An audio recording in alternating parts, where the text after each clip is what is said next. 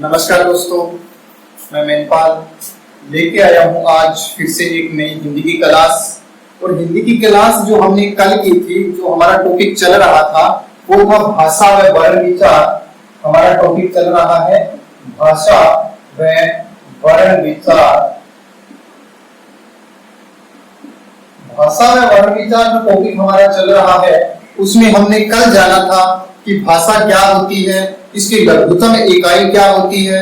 इसके अलावा हमने जाना था कि भाषा का जो लिखित रूप होता है वो होता है एक, और एक होता है भाषा का उच्चारित रूप होता है। भाषा दो प्रकार की होती है, लिखित और मौखिक होती है।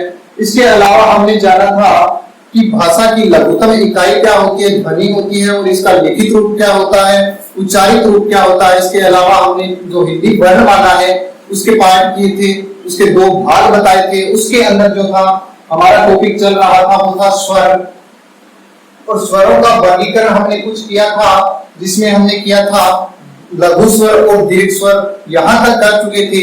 अब इसी क्लास को मैं आगे बढ़ाने जा रहा हूं। जो दूसरा भाग आता है वो आता है जीव की स्थिति के आधार पर स्वरों का वर्गीकरण, जो आज हम करने वाले हैं। जीव की स्थिति के आधार पर स्वरों का वर्गीकरण। और जीव को कहा जाता है जिह्वा। जिह्वा की स्थिति के आधार पर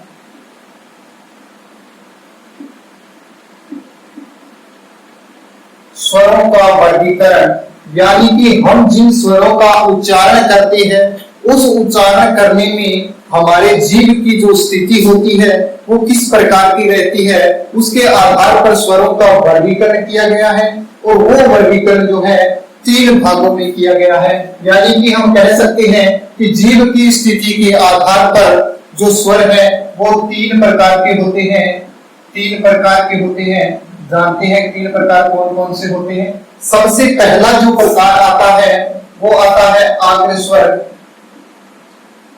आग्र स्वर यानी कि जीव की स्थिति के आधार पर सबसे पहला भाग आग्र स्वर है। और इस आग्र का अर्थ जो होता है वो रहता है आगे, यानी कि जीव की आगे के भाग में सक्रियता होना, वो है आग्र स्वर कहलाती है। या मैं यूं कहूं कि वे स्वर जिनका उच्चारण करते समय जीव के आगे के भाग में प्रयत्न होता है वो जो है आग्र स्वर कहलाते हैं। और यहां मैं प्रयत्न से अर्थ लूंगा सक्रियता, यानी कि जीव का आगे का जो भाग है वो अधिक सक्रिय रहता है। और उन जो स्वर है उनकी संख्या की मैं बात करूं, आग्र स्वर की संख्या वो होती है 4। छोटा ई, बड़ा ई, उसके बाद छोटा ए और बड़ा ए, ये जो रहते हैं आग्र स्वर रहते हैं। इसके बाद दूसरा जो पार्ट आता है वो आता है मध्य स्वर। जीव की स्थिति के आधार पर ये है दूसरा मध्य स्वर। देखिए नाम से ही विदित हो रहा है कि मध्य स्वर किसे कहते हैं। वे स्वर जिनका उच्चारण करते समय जो हमारी जीभ है उसका मध्य भाग यानी बीच का भाग जो है वो ज्यादा सक्रिय रहता है। मध्य बीच को कहा जाता है। बीच का भाग अधिक सक्रिय रहे, वो स्वर जो होते हैं वो होते हैं मध्य स्वर। इसकी संख्या पूछिए, इस संख्या कितनी होती है? सिर्फ 1 होती है। और वो हमारा स्वर जो है आ होता है, मध्य स्वर ए रहता है। ठीक है। इसके बाद तीसरा जो वर्गीकरण किया गया है जीव की स्थिति के आधार पर वो रहता है पांच स्वर। पांच स्वर, पश्च का अर्थ होता है पीछे। पश्च का अर्थ होता है पीछे, यानी कि जिन स्वरों के उच्चारण में जीव के पीछे के भाग में सक्रियता हो वो जो है स्वर पंच स्वर कहलाते हैं। देखिएगा पंच स्वर कौन कौन से होते हैं। सबसे पहले ओ छोटा, उसके बाद बड़ा ओ, उसके बाद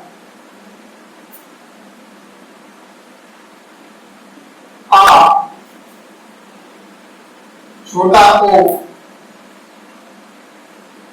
बड़ा ओ, ये जो है वो पांच स्वर कहलाते हैं।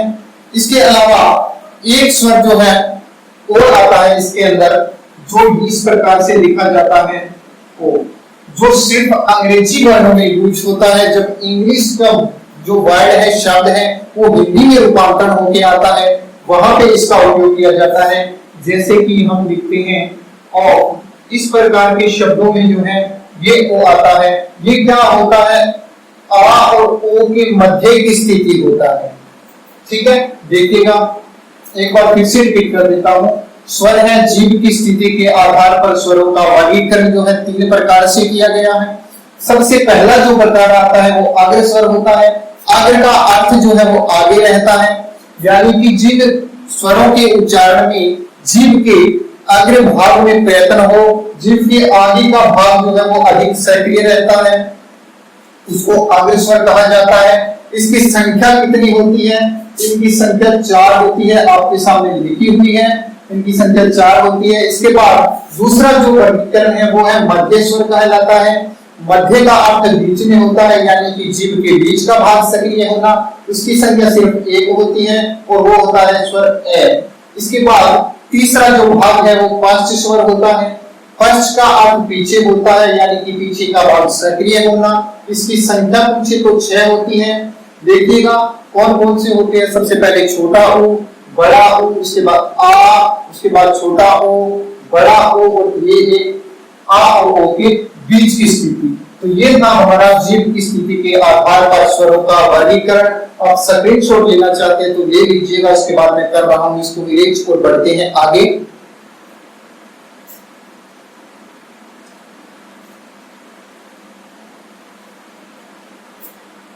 चलिए इसको रख कर रहा हूं।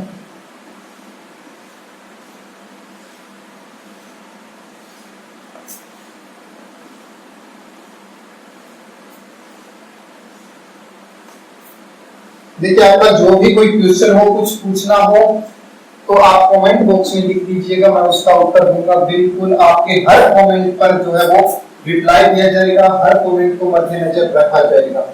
आपकी किसी भी प्रकार की कोई एक्टिविटी को इग्नोर जो है वो नहीं किया जाएगा। चलिए बढ़ते हैं आगे। इसके बाद जो रहता है हमारा स्वरों का वर्गीकरण, वो रहता है होठों के आकार के आधार पर स्वरों का वर्गीकरण। या हम यूं कहें कि होठों को संस्कृत में जो है ओष्ठ कहा जाता है, और इसको वर्गीकरण का जो नाम दिया गया है वो है ओष्ठाकार के आधार पर, यानी कि ओष्ठाकार, ओष्ठाकार के आधार पर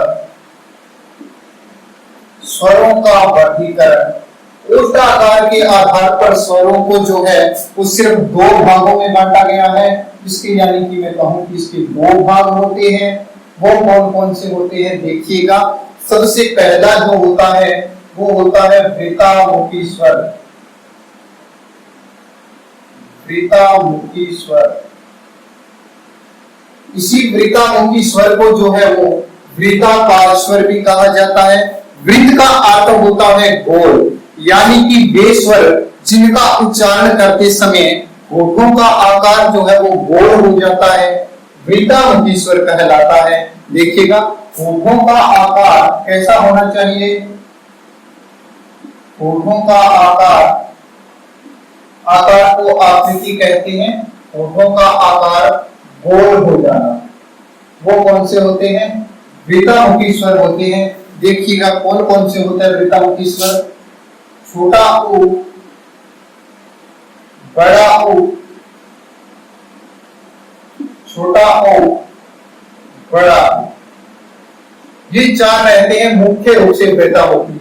इसके बाद एक और स्वर जो हमने किया था आ और ओ के मध्य की स्थिति, वो होता है ओ। ये इनका भी जो वर्गीकरण है वो इसके अंदर रखा गया है, वृत्तामुखी के अंदर। ठीक है, इसका दूसरा जो भाग आता है वो आता है अवृत्तामुखी। अवृत्तामुखी स्वर। अवृत्तामुखी स्वर कौन से होते हैं देखिएगा। वे स्वर जिनका उच्चारण करते समय होठों का आकार गोल में होना, यानी कि होठों का जो आकार है वो गोल नहीं होता, वो क्या कहलाते हैं? अवृत्तामुखी स्वर कहलाते हैं। देखिएगा कौन कौन से होता है।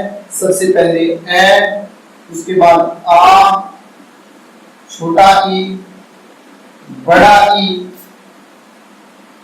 छोटा ए, बड़ा ई। ये होता है जी होठों के आधार पर स्वरों का वर्गीकरण। इसके बाद देखिएगा एक चीज और रहेगी इसमें, री। देखो दोनों वर्गीकरण आपके सामने है, इसमें री इसमें नहीं आया। यानी कि हम ये कह सकते हैं एग्जाम में अगर हमसे पूछ ले कि ऐसा स्वर जो न तो वृत्तामुखी है और न अवृत्तामुखी है, वो कहलाता है री। ऑप्शन में अगर आए कि ऐसा स्वर बताइए जो न तो वृत्तामुखी है और न अवृत्तामुखी है, तो हम री को लेंगे। ठीक है, यानी कि री जो है न तो वृत्तामुखी है और न अवृत्तामुखी है। चलिए स्क्रीनशॉट ले सकते हैं, इसके बाद आगे बढ़ते हैं इसको।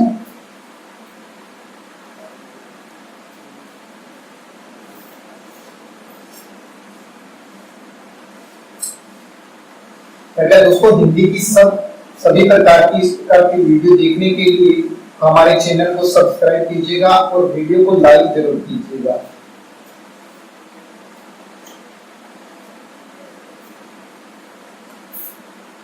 इसके बाद जो स्वरों का एक और वर्गीकरण रहता है वो रहता है मुखाकृति के आधार पर, यानी कि मुख खुलने की स्थिति के आधार पर स्वरों का वर्गीकरण जो है कितने प्रकार से किया गया है, तो वो आपको सीधा बता देता हूं। वो जो है 4 प्रकार से किया गया है। सबसे पहले समृद्ध स्वर आता है, उसके बाद अर्धसमृद्ध, विवृद्ध और अर्धविवृद्ध। वो मैंने जो पीडीएफ फाइल आपको दी है उसके अंदर है, उसमें से एग्जाम में कभी कोई क्वेश्चन इतना नहीं पूछा गया, तो वो इतना डीप से करने की जरूरत हमें नहीं है। एक बार देखना चाहो तो उसमें से देख लीजिएगा। 4 प्रकार है, सीधा पूछे तो मुखाकृति के आधार पर स्वर जो है वो 4 प्रकार से है। चलिए इसके बाद दूसरा भाग जो हमने किया था वर्णमाला का, वो था व्यंजन। ये करते हैं आगे। व्यंजन, व्यंजन क्या होते हैं इसकी परिभाषा को समझिएगा। जैसे कि हमने बात की थी कि जो हम वर्णों का उच्चारण करते हैं उसमें क्या होता है, हमारे हृदय से हवा उठती है और वो हवा अगर बिना रुके बाहर निकले तो स्वरों का उच्चारण होगा। और इनमें व्यंजनों में क्या होता है, वो हवा जो है वो रुक करके बाहर निकलती है। यानी कि जो हमारे हृदय से हवा उठती है वो कहीं कहीं बाधा के रूप में बाहर निकलती है, बाधा के रूप में बाहर निकलती है। वो क्या कहलाते हैं, व्यंजन कहलाते हैं। यानी इसकी परिभाषा को हम ये समझ सकते हैं कि हमारे हृदय से उठने वाली हवा बाधा के रूप में बाहर निकले या कहीं न कहीं रुक करके बाहर निकले, और जिनका उच्चारण होता है वो वर्ण ध्वनियां जो है व्यंजन कहलाती है।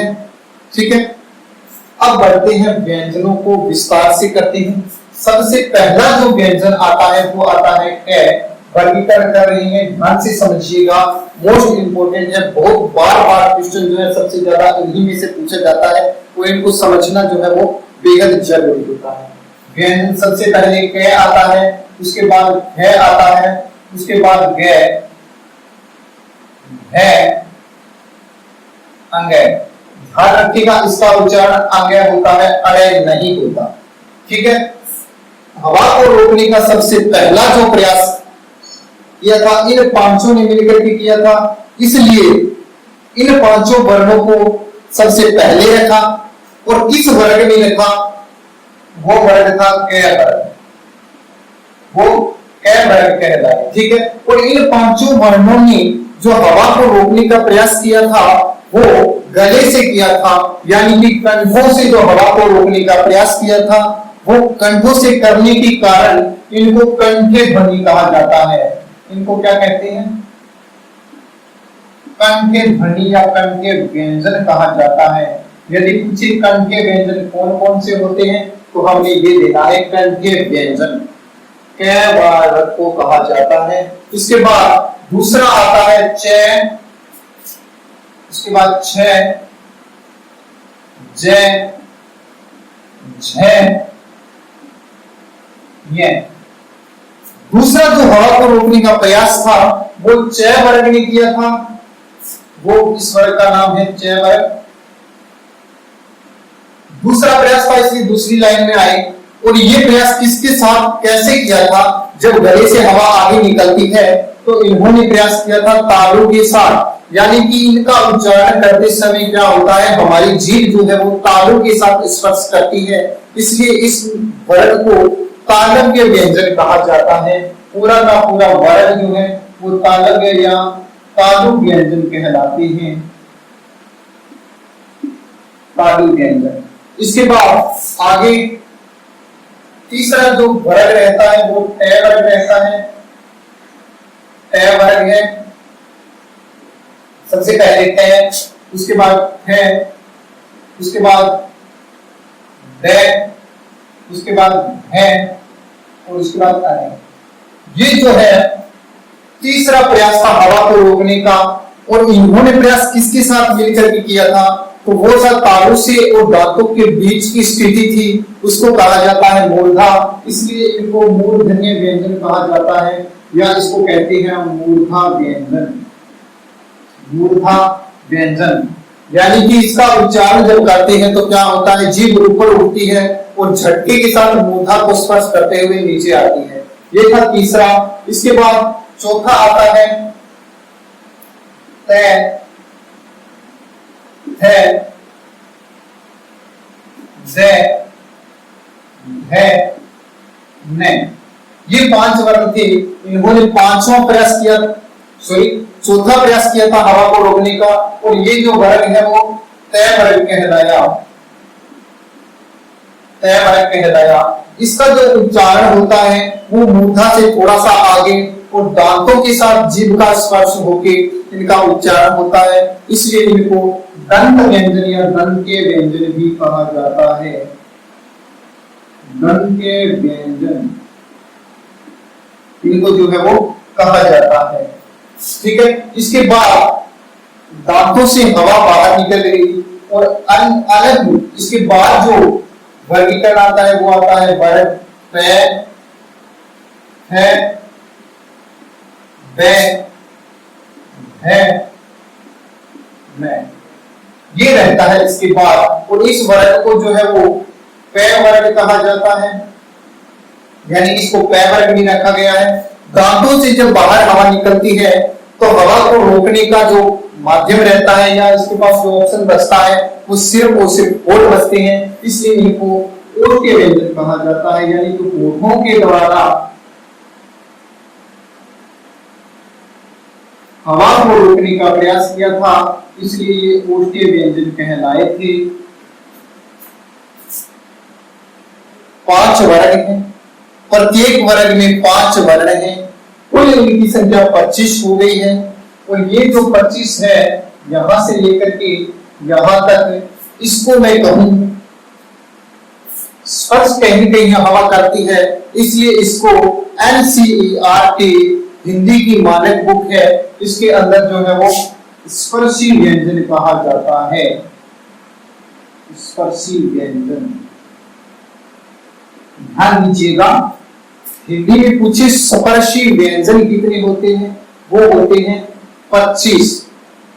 कौन कौन से होते हैं आपके सामने हैं, यहां तक की करेंगे आज, इसके बाद जो है वो कल करेंगे। और इससे पहले वाला वीडियो जरूर देखिएगा, डिस्क्रिप्शन में उसका लिंक मिल जाएगा, वहीं जाइएगा डिस्क्रिप्शन में और वहां से पहले वीडियो का लिंक देखिएगा, और उसके अंदर जो है हमारी PDF फाइल भी उपलब्ध रहेगी, वहां से कर लीजिएगा उसको डाउनलोड और देखिएगा। इसका जो वर्गीकरण है मैंने हैंडराइटिंग में नोट्स बनाए हुए हैं वो देखिएगा, और वीडियो को लाइक और शेयर जरूर कीजिएगा। धन्यवाद।